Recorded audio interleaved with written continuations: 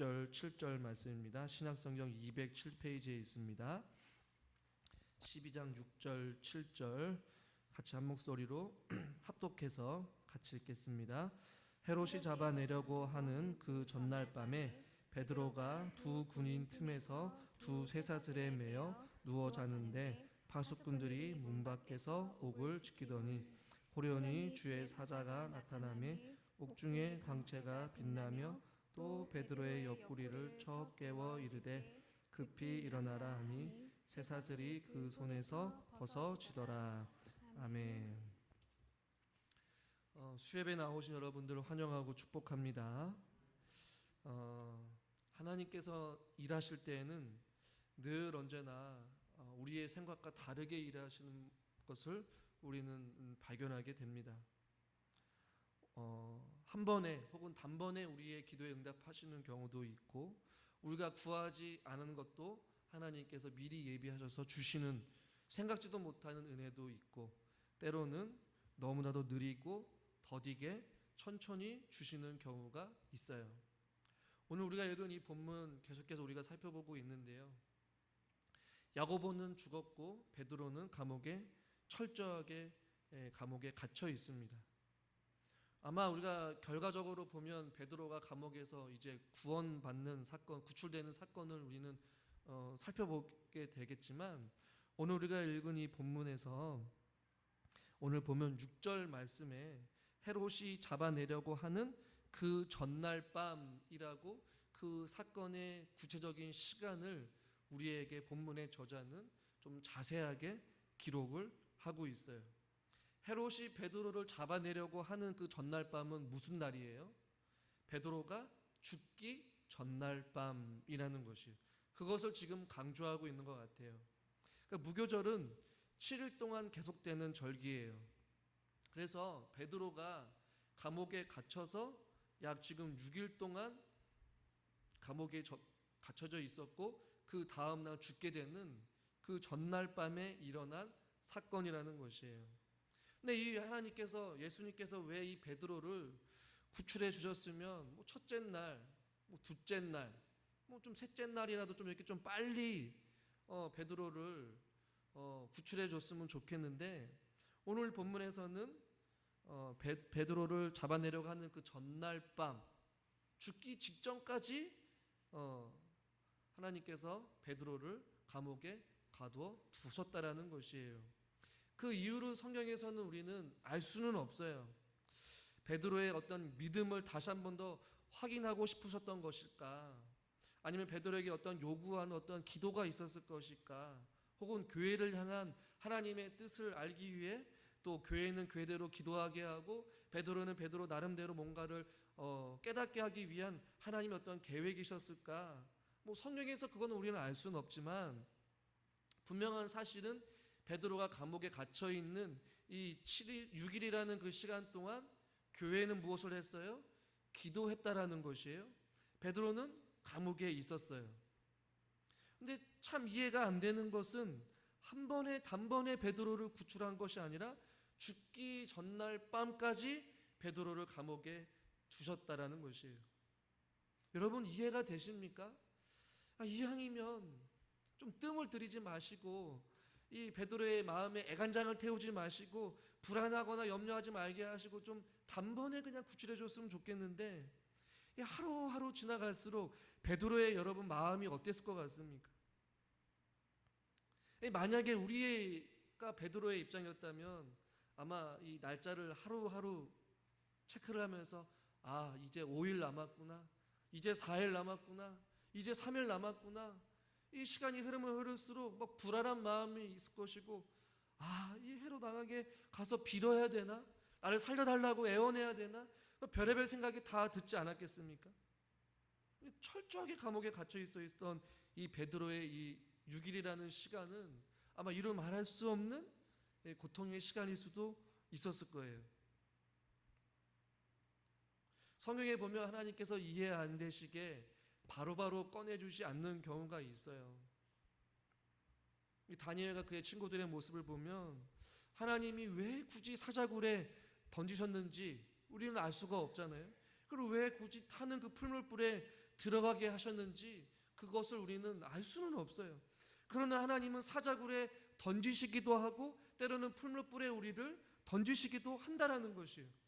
그러나 또 신기한 것은 무엇이냐면 사자굴에 들어가도 하나님께서 머리털 하나도 상하지 아니하도록, 또 풀무불에 들어가도 타지 아니하도록 하나님께서 또 살려주시는 그 은혜를 경험케 하신다라는 것이, 할렐루야. 이것이 하나님께서 하나님의 백성들을 다루시는 이 독특한 방법이란 말이죠. 우리가 베드로의 입장이라면 아마 무엇을 했을까? 뜨겁게 기도하다가도 하루 지나갈수록 죽을 날만 기다리는 그 사람의 심정은 이루 말할 수 없이 두렵고 아마 두려웠을 거예요. 베드로가 경험하지 못하는 그 죽음을 기다리고 있는 그 상황 가운데 오늘 베드로의 마음에 평정을 가지는 것은 결코 불가능한 일이란 말입니다. 그런데 오늘 성경을 보시면 뭐라고 말씀하고 있냐면 우리 7절 말씀을 같이 한번 읽어보겠습니다. 7절입니다.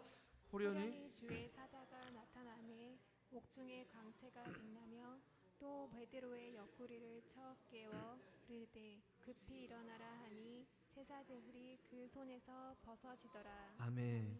6절 말씀에도 보면 베드로가 두 군인 틈에서 무엇을 하고 있었습니까? 누워서 자고 있었어요. 여러분 한번 생각해 보십시오.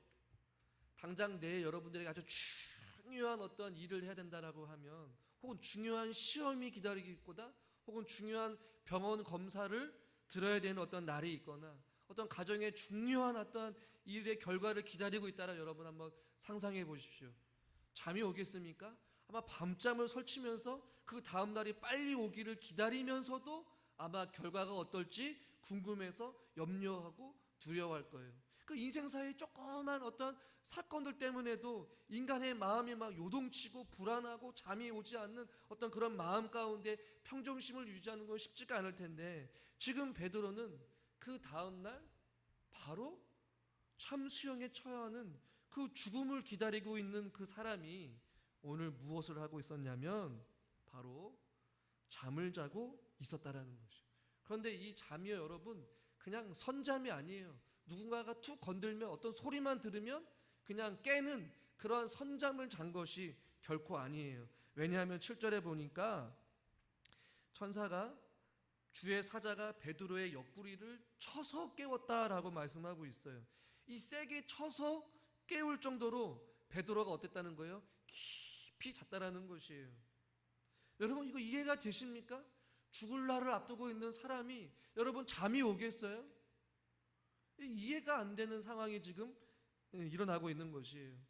여러분 보시면 이와 유사한 모습을 여러분 아마 생각할지 모르겠어요. 예수님과 제자들이 바다에서 배를 타고 이제 가고 있는데 바다에 큰 놀이 일어나서 배가 막 물결에 덮이고 막 뒤집혀서 막 배가 기우뚱기우뚱하면서 사람들이 죽기 직전에 있는 처해 있는데, 예수님께서는 어떻게 하고 계셨냐면 주무시고 계셨어요. 제자들이 막 깜짝깜짝 놀라. 제자들 중에 어부도 있었어요. 그런데 보니까 파도가 이 자기네들 처음 경험한 거예요. 막 배가 기우뚱기우뚱하고 막 엎어지기 직전까지 있는데 글쎄 예수님은 고온히 잠드셨단 말이에요. 베드로도 역시 죽을 날을 앞두고 있는 그 상황 가운데 깊이 잠들어 있는 모습을 우리는 보게 된다는 것이, 이것이 어떻게 가능할까? 성경에 기록되어 있지는 않아요. 베드로가 무슨 이유 때문에 잠을 잤는지, 어떻게 깊은 잠을 잤는지는 우리는 알 수는 없지만 우리는 생각해 볼 수는 있어요. 베드로가 주님을 향한 그 믿음의 뿌리를 내리고 자신의 삶을 영원히 책임져 주실 하나님이 함께 하심을 그가 확신하기 때문에 그의 인생을 주님 앞에 가감히 맡긴 거예요. 무엇까지도요? 자기의 호흡까지도, 자기의 생명까지도 주님 앞에 과감히 맡기니까 그냥 감옥에 있어도 잠을 자고 있는 것이에요. 여러분 오늘 성경의 6절의 말씀에 보면 베드로가 지금 어떻게 갇혀 있냐면, 바깥에서, 옥문 바깥에서 군인들이 2명이 서 있고 또 다른 사람은 베드로 옆에서 같이 양쪽 한쪽에 사슬을 같이 메고 있어요. 그러니까 지금 베드로는 그런 상황 속에서도 그냥 팔이 쇠사슬에 묶여 있는, 군인들한테 양쪽 팔을 한쪽 팔을 묶여 있는 그 상태에서도 깊이 잠들어 있는 이 하나님의 놀라운 평안함 속에서 곤히 잠들어 있는 베드로의 모습을 보고 있는 것이. 그가 이것이 가능했었던 이유는 바로 하나님 앞에 자기의 인생 모든 것을 맡겼기 때문에 죽기 전날까지도 그는 평상시와 같이 깊은 잠에 그냥 잠자는 시간에 잠을 잘 수 있었다라는 것입니다. 여러분, 베드로와 같이 우리가 우리의 인생길이 이 감옥에 갇혀 있는 것처럼 아무것도 할 수 없는 상황이 때로는 있지 않습니까? 우리의 힘으로, 어떠한 사람의 능력으로 어떠한 도움의 손길이 다 끊어져 있고 사방이 막혀 있고 우겨싸임을 당하는 어떤 그런 상황 가운데 있을 때에 우리가 해야 될 것은 주님이 주님이 일하실 때까지 그것을 기다릴 수 있는 믿음과 또한 우리의 인생을 주님 앞에 맡길 수 있는 어떤 그런 담대함과 어떠한 그런 용기를 달라고 기도해야 될 줄 믿습니다. 때로는 그것이 더딜 수도 있어요. 때로는 빠를 수도 있어요. 그러나 여러분, 베드로를 보시면 죽기 그 전날까지 6일 동안 하나님께서 잠잠하셨어요. 그러나 베드로는 이미 감옥에 들어가는 그 순간부터, 아니 야고보가 죽는 그 순간부터도 베드로는 그의 인생 전부를 하나님 앞에 맡겼기 때문에 그의 목에 칼이 들어와도 죽기 그 전날까지 곤히 깊이 잠들 수 있었다라는 것이죠. 때로는 우리의 기도가 응답이 더딜더라도, 때로는 하나님께서 침묵하신 것처럼 그 어떠한 일이 일어나지 않는다 할지라도 저와 여러분들이 해야 될 것은 우리의 인생 전부를 주님 앞에 맡기는 것, 그리고 주님을 의지하는 것, 그것이 우리에게 필요하다라는 것이. 때로는 그곳이 베드로와 같이 감옥이라 할지라도, 때로는 사자굴이라 할지라도, 때로는 풀무불에 들어간다 할지라도, 때로는 뜨거운 사막 한복판이라도, 때로는 폭풍우가 우리 가운데, 인생 가운데 몰려와서 우리의 마음을 요동친다 할지라도 저와 여러분들은 끝까지 주님 앞에 우리의 인생을 맡길 수 있는 믿음이 저와 여러분 가운데 있기를 주님의 이름으로 축원합니다.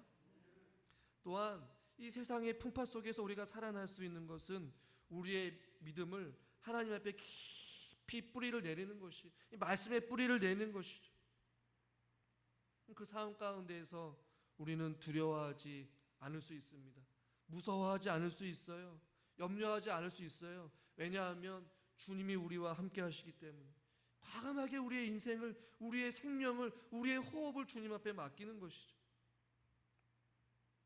그 상황 가운데서 죽을 날만 기다리는 그러한 자들의 모습이 아니라, 우리가 넘어지고 실패하고 좌절할 그 날만 생각하는 것이 아니라, 그런 상황 가운데서도 일하실 주님을 기대하며 소망할 수 있는 그 믿음의 눈과 그 주님만 바라볼 수 있는 그 신앙의 삶을 우리들이 살아가야 될 줄 믿습니다.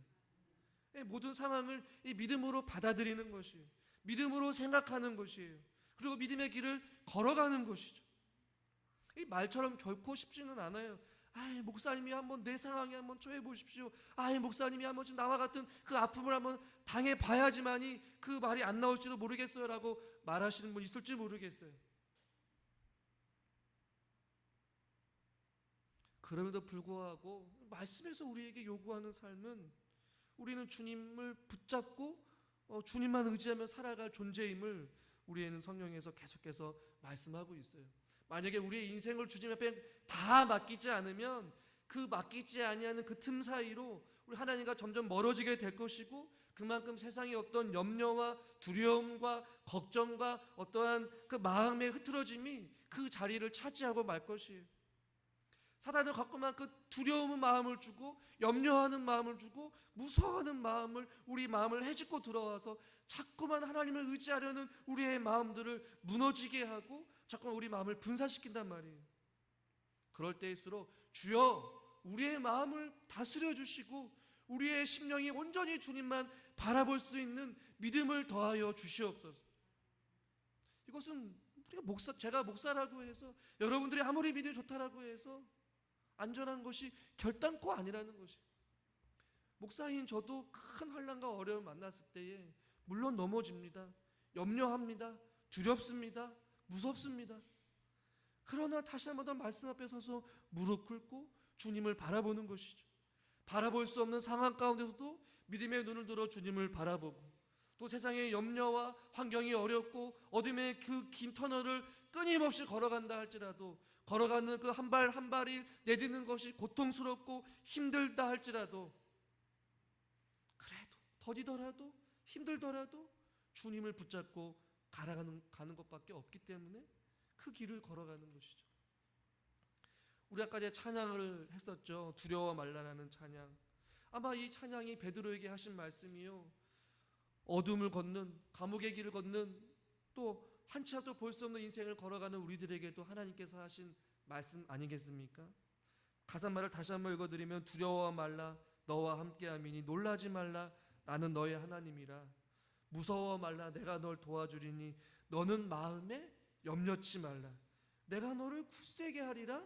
내 손으로 너를 꼭 붙잡아 주리라. 할렐루야. 이 찬양의 마음, 이 고백이 우리의 인생의 여정길에 저와 여러분들의 고백이 되기를 주님의 이름으로 축원합니다.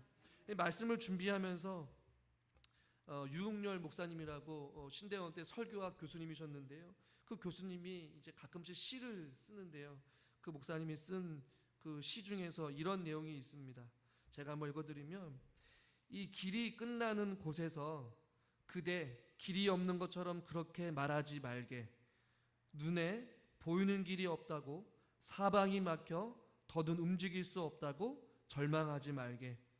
길이 끝나는 곳에서 새로운 길이 시작되리니 세상이 열어보지 못한 길, 사람이 걸어보지 못한 길 있나니 길이 끝나는 곳에서 눈을 들어 하늘을 보게. 연약한 우리의 육신이 여행을 멈추는 그곳, 고단한 우리의 영혼이 순례를 멈추는 그곳, 길이 끝나는 그곳에서 새로운 길이 시작되리니 그대 길이 없는 것처럼 그렇게 살지 말게. 세상 모든 길도 이룰 수 없는 하늘에서 내려온 길이 있다네. 하늘로 날아가는 길이 있다네. 목사님이 이 힘들고 어려운 인생을 살아가는 그런 사람들에게 향한 이 어떠한 이 아름다운 시를 통하여서 참 위로가 되었어요. 그 이 시 일부분에 보니까, 그대 길이 없는 것처럼 그렇게 살지 말게. 여러분, 길이 없는 것처럼 그렇게 살지 않기를 바랍니다. 세상의 모든 길도 이룰 수 없는 하늘에서 내려오는 하나님께서 보여주시는 그 길이 분명히 우리 가운데 있을 줄 믿습니다. 다음 주에 살펴보겠지만, 이 베드로는 하나님의 도우심 가운데 감옥을 그냥 나가요. 그 나가는 과정도 살펴볼 것이고, 어떠한 과정에서 베드로가 나가게 되는지 그 과정을 살펴보게 될 것이지만, 중요한 것은 이미 베드로의 인생은 하나님 앞에 드려지는 인생이었고 하나님께 맡겨지는 인생이었어요. 그래서 그냥 단순한 고백이 아니라 살아도 주를 위해 살고 죽어도 주를 위해 산다라는 그 고백이 그의 삶 가운데서 그의 목에 칼이 들어오는 그 순간까지도 그 말씀대로, 그 고백대로 베드로는 살았단 말이죠. 저와 여러분들이 하나님을 사랑하고 내가 주님 앞에 기꺼이 내 인생을 드리겠습니다, 하나님만을 바라보겠습니다라고 말로만 할 것이 아니라, 저와 여러분들의 각자가 다른 인생길, 길이 없는 것처럼 걸어가는 인생길이라 할지라도 결국에는 하늘에서 보여주는 그 진리의 길, 생명의 길, 하나님께서 일하시는 그 놀라운 길을 하나님께서 저희 여러분 각자에게 걷게 하실 것이고 지금도 걷고 계신 줄 믿습니다. 염려하지 마시고 두려워하지 마시고 오직 하나님께서 알려주신 그 길을 기다리고 또 소망하며 우리 함께 하늘로 나아가는 저와 여러분들이 아름다운 발자취가 될 수 있기를 주님의 이름으로 간절히 축원합니다. 기도하겠습니다. 하나님 아버지, 죽기 그 전날 밤에 베드로는 깊은 잠을 자면서 그의 인생을 맡기고 죽음까지도, 죽는다 할지라도 그의 삶을 영원토록 책임져 주실 하나님 앞에 모든 것을 맡기었던 베드로의 모습을 보게 됩니다. 하나님, 우리들도 때로는 감옥에 갇혀 있는 것처럼 아무것도 우리의 힘으로 할 수 없는 그런 어려운 상황 가운데 때로는 처해 있기도 하고, 아무리 기도를 해도 우리의 기도가 응답되지 않는 것처럼 답답한 어떤 현실 가운데 계속해서 그러한 어려움의 길을 걸어가고 있는 또 우리의 삶이 있음을 보게 됩니다. 그러나 하나님 아버지, 우리가 세상을 살아가면서 염려와 근심이 몰려올 때마다 또 우리가 두려워하거나 근심하지 않게 하여 주시옵시고 온전히 하나님만 바라보고 우리의 인생 전부를 주님 앞에 과감히 내어 맡길 수 있는 믿음도 허락하여 주시옵소서.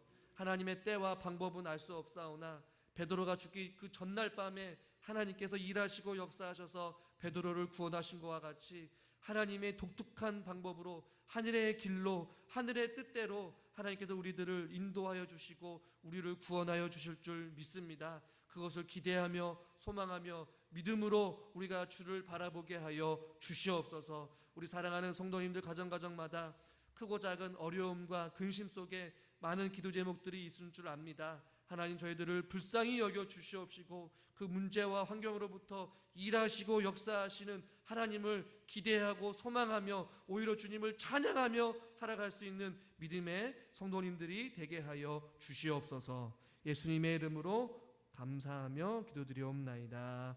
아멘.